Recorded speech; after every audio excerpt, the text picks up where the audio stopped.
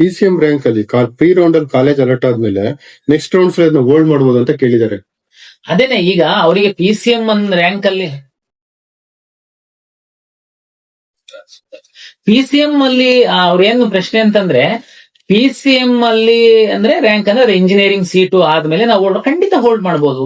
ತಮ್ಗೆಲ್ಲರಿಗೂ ಗೊತ್ತಿದೆ first round ಅಲ್ಲಿ ನಾವು ಇನ್ನು ನಿಮಗೆ ಈಗ ಹೇಗಿದ್ರು ಇದು ನಿಮ್ಮ ಎಲ್ಲ ವಿದ್ಯಾರ್ಥಿಗಳು ಪೋಷಕರು ಬೆನಿಫಿಟಿಂಗ್ ನಾನು ಹೇಳುವಂತದ್ದು, ನಾವು ಈ ಬಾರಿ ಫಸ್ಟ್ ಟೈಮು ಪ್ರೀ ರೌಂಡ್ ಅಂತೇಳಿ ಕೌನ್ಸಿಲಿಂಗ್ ಮಾಡುವಂತದ್ದಕ್ಕೆ ನಾವು ವ್ಯವಸ್ಥೆ ಮಾಡ್ಕೊಂಡಿದೀವಿ. ದಯಮಾಡಿ ಎಲ್ಲ ವಿದ್ಯಾರ್ಥಿಗಳು ಪೋಷಕರು ಅರ್ಥ ಮಾಡ್ಕೊಳ್ಳಿ. ಪ್ರೀ ರೌಂಡ್ ಇಲ್ಲಿವರೆಗೆ ಅದು ಇರ್ಲಿಲ್ಲ. ಏನಪ್ಪಾ ಪ್ರೀ ರೌಂಡ್ ತಮ್ಗೆಲ್ಲ ಗೊತ್ತಿದೆ. ಒಂದು ಇವತ್ತು ನಾನು ಆಪ್ಷನ್ ಎಂಟ್ರಿ ಬಿಡ್ತೀನಿ, ಒಂದು ಕಟ್ ಆಫ್ ಡೇಟ್ ಆದ್ಮೇಲೆ ನಾನು ರಿಸಲ್ಟ್ ರನ್ ಮಾಡಿ ಮಾರ್ಕ್ ರಿಸಲ್ಟ್ ಅನ್ನ ಬಿಡ್ತೀನಿ. ಮಾರ್ಕ್ ರಿಸಲ್ಟ್ ಆದ್ಮೇಲೆ ಮತ್ತೆ ನಾನು ಆಪ್ಷನ್ ಎಂಟ್ರಿದು ಓಪನ್ ಮಾಡ್ತೀನಿ. ತಾವು ಹೊಸದ್ ಆಪ್ಷನ್ ಹಾಕ್ಬೋದು, ಇರೋದನ್ನ ಡಿಲೀಟ್ ಮಾಡ್ಬೋದು, ರೀಅರೇಂಜ್ ಮಾಡ್ಬೋದು. ಕೊನೆಗೆ ನಂದು ಲಾಸ್ಟ್ ಡೇಟ್ ಆದ್ಮೇಲೆ ಫ್ರೀಸ್ ಆಗುತ್ತೆ. ಆಮೇಲೆ ನಾನು ಪ್ರೊವಿಷನಲ್ ರಿಸಲ್ಟ್ ಅನ್ನು ಬಿಡ್ತೀನಿ. ಅದು ಟೆಕ್ನಿಕಲ್ ಏನಾದ್ರು ಎರರ್ ಇದೆಯಾ ಅಂತ ಮತ್ತೆ ಫೈನಲ್ ರಿಸಲ್ಟ್ ನಾನು ಬಿಡ್ತೀನಿ. ಬಿಟ್ಟಾದ್ಮೇಲೆ ಇಲ್ಲಿವರೆಗೆ ಏನಿತ್ತು ಫಸ್ಟ್ ರೌಂಡ್ ಅಂತ ಶುರು ಮಾಡ್ತಾ ಇದ್ವಿ. ಫಸ್ಟ್ ರೌಂಡ್ ಅಂತಂದ್ರೆ ಅವಾಗ ನಿಮಗೆ ನಿಮಗೆ 4 ಚಾಯ್ಸ್ ಅನ್ನ ನಾವು ಕೊಡ್ತಿದ್ವಿ ಫಸ್ಟ್ ರೌಂಡ್ ಅಲ್ಲಿ. ಚಾಯ್ಸ್ 1 ಅಂದ್ರೆ ನನಗೆ ಕಾಲೇಜ್ ಇಷ್ಟ ಆಗಿದೆ, ಕಾಲೇಜಿಗೆ ಹೋಗಿ ಅಡ್ಮಿಷನ್ ಆಗ್ತೀನಿ. ಚಾಯ್ಸ್ 2 ಅಂತಂದ್ರೆ ಸಿಕ್ಕಿರೋ ಕಾಲೇಜು ನನಗೆ ಇಷ್ಟ ಆಗಿದೆ, ಬಟ್ ಅದಕ್ಕಿಂತ ಮೇಲಿಂದ ಏನಾದ್ರು ಕಾಲೇಜ್ ಸಿಕ್ಬೋದಾ ಅನ್ನೋದು ನಾನು ವೆಯ್ಟ್ ಮಾಡ್ತೀನಿ ಅಂತ ಚಾಯ್ಸ್ 2 ಆಗ್ತಾ ಇದ್ರಿ. ಏನು ಚಾಯ್ಸ್ 2 ಅಂತಂದ್ರೆ ಆ ಸೀಟನ್ನ ನಾನು ಹೋಲ್ಡ್ ಮಾಡ್ಕೊಂಡು 2ನೇ ರೌಂಡಿಗೆ ಬರ್ತೀನಿ. ಚಾಯ್ಸ್ 3 ಅಂದ್ರೆ ಈಗ ಉದಾಹರಣೆ 100 ಸೀಟನ್ನ 100 ಕಾಲೇಜ್ಗಳನ್ನ ಆಪ್ಷನ್ಸ್ ಹಾಕಿರ್ತೀರಾ, 50ನೇ ಆಪ್ಷನ್ ನಿಮಗೆ ಸಿಕ್ಕಿದೆ, ಅದು ನಿಮಗೆ ಇಷ್ಟ ಇಲ್ಲ, ಅದಕ್ಕೆ ಅದೊಂದು ಡಿಲೀಟ್ ಆಗಿ ಹೋಗ್ತಿತ್ತು, ಉಳಿದಿದ್ದೆಲ್ಲ ನಿಮ್ಗೆ ಹಂಗೆ ಬರ್ತಿತ್ತು, ಮತ್ತೆ ನೀವು 2ನೇ ರೌಂಡಿಗೆ ಬರ್ತಿದ್ವಿ. ಚಾಯ್ಸ್ 4 ಅಂದ್ರೆ ಇಲ್ಲ ನಾನು ಎಲ್ಲೋ ಮ್ಯಾನೇಜ್ಮೆಂಟ್ ಅಲ್ಲಿ ಅಡ್ಮಿಷನ್ ಆಗಿದ್ದೀನಿ, ನಾನು ಕೌನ್ಸಿಲಿಂಗ್ ಇಂದ ಹೊರಗಡೆ ಹೋಗ್ತೀನಿ ಅಂತ ತಾವು ಎಕ್ಸಿಟ್ ಆಗಿ ಹೋಗ್ತಿದ್ದೀವಿ. ಇದು ಹಿಂದಿದ್ದು. ಈ ಸರಿ ನಾನು ಏನ್ ಮಾಡ್ತಾ ಇದ್ದೀನಿ, ನಾನು ಅವಾಗ ಹೇಳ್ದಂಗೆ ಮಾಕ್ ರಿಸಲ್ಟ್ ಆದ್ಮೇಲೆ ರೀಅರೇಂಜ್ ಆದ್ಮೇಲೆ ನಾನು ಪ್ರೀ ರೌಂಡ್ ಒಂದು ರಿಸಲ್ಟ್ ಅನೌನ್ಸ್ ಮಾಡಿದ್ಮೇಲೆ ನಾನು ಪ್ರೀ ರೌಂಡ್ ಅಂತ ಒಂದ್ ಮಾಡ್ತೀನಿ. ಏನ್ ಸರ್ ಇದು ಪ್ರೀ ರೌಂಡ್, ಇದು ಮೊದ್ಲಿರ್ಲಿಲ್ಲಲ್ಲ ನೋಡಿ. ಇಷ್ಟೇನೆ, ನನಗೆ ತುಂಬಾ ವಿದ್ಯಾರ್ಥಿಗಳು ಪೋಷಕರು ಏನು ಹೇಳ್ತಾರೆ ಅಂತಂದ್ರೆ, ಕೆಲವು ವಿದ್ಯಾರ್ಥಿಗಳಿಗೆ ಆಂಬಿಗ್ಯೂಟಿ ಇದೆ, ನಾನು ಅಲ್ಲಿ ಸಿಕ್ಲೋ ಇಲ್ಲಿ ಸೇರ್ಲೋ, ಫಸ್ಟ್ ಅದು ಸಿಕ್ಕಿಲ್ಲ ಅಂದ್ರೆ ಇದು. ಕೆಲವು ವಿದ್ಯಾರ್ಥಿಗಳಿಗೆ ನಾನು GKVK ನಲ್ಲಿ ಅಗ್ರಿಕಲ್ಚರೇ ನಾನು ಮಾಡುವಂತದ್ದು, ಅವನ ಚಾಯ್ಸೇ ಫಸ್ಟ್. ಕೆಲವರು ಇಲ್ಲ ನಾನು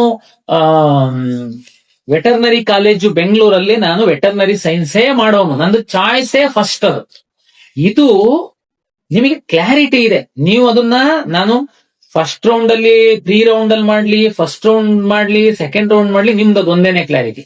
ಇಲ್ಲಿವರೆಗೆ ಏನಾಗ್ತಿತ್ತು, ನಂದು ಫಸ್ಟ್ ರೌಂಡ್ ಆದ್ಮೇಲೆ ನಾನು ನಿಮಗೆ ಸೆಕೆಂಡ್ ರೌಂಡಿಗೆ ಅಪ್ಗ್ರೇಡೇಷನ್ ಕೊಡ್ತಿದ್ದೆ, ಸಾಕಷ್ಟು ಸಮಯ ಆಗ್ಬಿಡ್ತಿತ್ತು.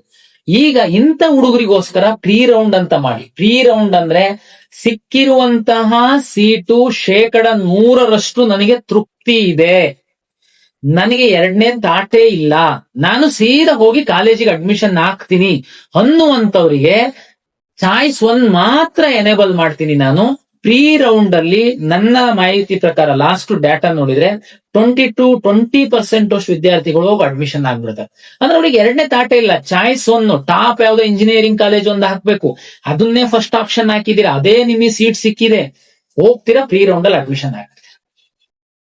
ಇನ್ನು ಸರ್ ಇಲ್ಲ ನಾವು ಏನ್ ಮಾಡೋದು, ನನಗೆ ಅದಲ್ಲ, ನೀವೇನು ಮಾಡ್ಬೇಡಿ, ನೀವು ಸುಮ್ನೆ ನೆಕ್ಸ್ಟ್ ಫಸ್ಟ್ ರೌಂಡಿಗೆ ಭಾಗವಹಿಸಿ. ಫಸ್ಟ್ ರೌಂಡ್ ಅಲ್ಲಿ ನಾವು ಡಿ ಕ್ಯಾಟಗರೈಸ್ ಮಾಡ್ತೀವಿ, ಅಲ್ಲಿ ಸುಮಾರೆಲ್ಲ ಸ್ಪೆಷಲ್ ಕ್ಯಾಟಗರಿ ಸೀಟ್ಸ್ ಎಲ್ಲ ಬರುತ್ತೆ. ಇದು ಏನಂತಂದ್ರೆ ನನಗೆ ಒಂದು ನೀಟಿಗೆ ಮೇಕಪ್ ಮಾಡುವಂತದ್ದಕ್ಕೂ ಅನುಕೂಲ ಆಗುತ್ತೆ. 2ನೇದು ತುಂಬಾ ಕ್ಲಾರಿಟಿ ಇರೋರು ನಮ್ಮ ಈ ಕೌನ್ಸಿಲಿಂಗ್ ಅಲ್ಲಿ ತುಂಬಾ ದಿವಸಗಳು ಕಾಯುವಂತದ್ದು ತಪ್ಪಿಸುವಂತದ್ದಕ್ಕೂ ಅನುಕೂಲ ಆಗುತ್ತೆ. ಹಾಗಾಗಿ ನಾನು ಫಸ್ಟ್ ಟೈಮು ಪ್ರೀ ರೌಂಡ್ ಮಾಡ್ತಾ ಇದ್ದೀನಿ.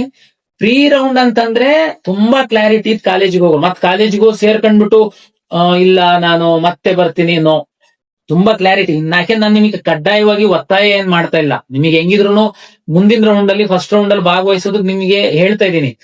ನಾನ್ ಭಾಗವಹಿಸೋದು ಏನಕ್ಕೆ ಸರ್, ನನ್ಗೆ ಬೇಕಾಗಿದ್ದ ಕಾಲೇಜು ಅದೇ ಸಿಕ್ಕಿದೆ ನನಗೆ, ನಾನು ಹೋಗ್ತೀನಿ, ದಯಮಾಡಿ ನೀವು ಹೋಗಿ ಅನ್ನೋಂಥದ್ದಕ್ಕೆ ಪ್ರೀ ರೌಂಡ್ ಮಾಡ್ತಾ ಇದ್ದೀನಿ. ಅವ್ರು ಯಾರು PCM ವಿದ್ಯಾರ್ಥಿ ರ್ಯಾಂಕ್ ಮೇಲೆ ಸಿಗದೆ, PCM ಅಂದ್ರೆ ಇಂಜಿನಿಯರಿಂಗ್ ರ್ಯಾಂಕ್ ಸಿಕ್ಕಿರುತ್ತೆ. ಉದಾಹರಣೆಗೆ ನಿಮಗೆ ಪ್ರೀ ರೌಂಡ್ ಅಲ್ಲಿ ಒಂದು ಕಾಲೇಜು ಸಿಕ್ಕಿದೆ, ನೀವು ಮೆಡಿಕಲ್ ಆಸ್ಪಿರೆಂಟ್ ಇದ್ದೀರಾ, ಇಲ್ಲ ಇನ್ನೂ ಒಂದು ಒಳ್ಳೆ ಕಾಲೇಜು ಇಂಜಿನಿಯರಿಂಗ್ ಸಿಕ್ಬೇಕು ಅಂತ ವೆಯ್ಟ್ ಮಾಡ್ತಾ ಇದ್ದೀರಾ, ಪ್ರೀ ರೌಂಡ್ ಅಲ್ಲಿ ತಾವೇನೂ ಮಾಡಬೇಡಿ, ಜಸ್ಟ್ ನಿಮ್ ರಿಸಲ್ಟ್ ನೋಡ್ಕೊಳ್ಳಿ, ಸುಮ್ನಿರಿ. ಫಸ್ಟ್ ರೌಂಡ್ ಅಧಿಕೃತವಾಗಿ ಶುರು ಮಾಡ್ತೀನಿ. ಫಸ್ಟ್ ರೌಂಡ್ ಅಲ್ಲಿ ನೀವು ರೀಅರೇಂಜು ಡಿಲೀಷನ್ ಏನಾದ್ರು ಮಾಡೋದಿದ್ರೆ ಮಾಡಿ, ರಿಸಲ್ಟ್ ಬಿಡ್ತೀವಿ. ಅವಾಗ್ಲೂ ನಿಮಗೆ ಬೇಕಾಗಿರೋ ಕಾಲೇಜು ಸಿಕ್ಕಿಲ್ಲ, ಇಲ್ಲಪ್ಪ ನಾನು ಸೆಕೆಂಡ್ ರೌಂಡಿಗೆ ಬರ್ತೀನಿ, ಅಲ್ಲಿ ಅಷ್ಟೊತ್ತಿಗೆ ಮೆಡಿಕಲ್ ಸೀಟ್ ಬಂದು ಇನ್ನೊಂದಷ್ಟು ಹುಡುಗರು ಹೋಗ್ಬೋದು, ದಯಮಾಡಿ ವೆಯ್ಟ್ ಮಾಡಿ. ಫಸ್ಟ್ ರೌಂಡ್ ಅಲ್ಲಿ ನೀವು ಅಪ್ಗ್ರೇಡ್ ಅಂದ್ರೆ ಸೀಟ್ ಹೋಲ್ಡ್ ಮಾಡಿ ಅಪ್ಗ್ರೇಡ್ ಮಾಡೋದಕ್ಕೆ ಅವಕಾಶ ಇದೆ, ತಾವು ದಯಮಾಡಿ ಬನ್ನಿ. ಸೆಕೆಂಡ್ ರೌಂಡ್ ಅಲ್ಲಿ ಮಾತ್ರ ಕಂಪಲ್ಸರಿ ಅಡ್ಮಿಷನ್ ಆಗ್ಬೇಕು. ತಮ್ಗೆಲ್ಲ ಗೊತ್ತಿತ್ತು, ಮೆಡಿಕಲ್, ಡೆಂಟಲ್, ಆಯುಷ್ ಅವರು ಕಂಪಲ್ಸರಿ ಅಡ್ಮಿಷನ್ ಆಗ್ಬೇಕಾಗಿತ್ತು. ಇಂಜಿನಿಯರಿಂಗ್ ಅವರು ಸೆಕೆಂಡ್ ರೌಂಡ್ ಅಲ್ಲಿ ಸಹ ಅಪ್ಗ್ರೇಡೇಷನ್ ಬರ್ತಾ ಇದ್ರಿ. ಈ ಸರಿ ಇಲ್ಲ. ಫಸ್ಟ್ ರೌಂಡ್ ಅಲ್ಲೇ ನಾವು ಡಿ ಕ್ಯಾಟಗರೈಸ್ ಮಾಡ್ತೀವಿ, ಪ್ರೀ ರೌಂಡ್ ಅಲ್ಲಿ ಏನು ಮಾಡಲ್ಲ. ಫಸ್ಟ್ ರೌಂಡ್ ಅಲ್ಲಿ ಡಿ ಕ್ಯಾಟಗರೈಸ್ ಮಾಡಿ ದಿ ಬೆಸ್ಟ್ ಆದಷ್ಟು ಮ್ಯಾಕ್ಸಿಮಮ್ ಸೀಟ್ ಅನ್ನು ಅಲಾಟ್ ಮಾಡ್ತೀವಿ. ಆದ್ರೂ ನಾನು ಹೋಲ್ಡ್ ಮಾಡ್ತೀನಪ್ಪ, ಸೆಕೆಂಡ್ ರೌಂಡಿಗೆ ಬರ್ತೀನಿ, ನೋ ಪ್ರಾಬ್ಲಮ್, ತಾವು ಹೋಲ್ಡ್ ಮಾಡಿ ಸೆಕೆಂಡ್ ರೌಂಡಿಗೆ ಬನ್ನಿ.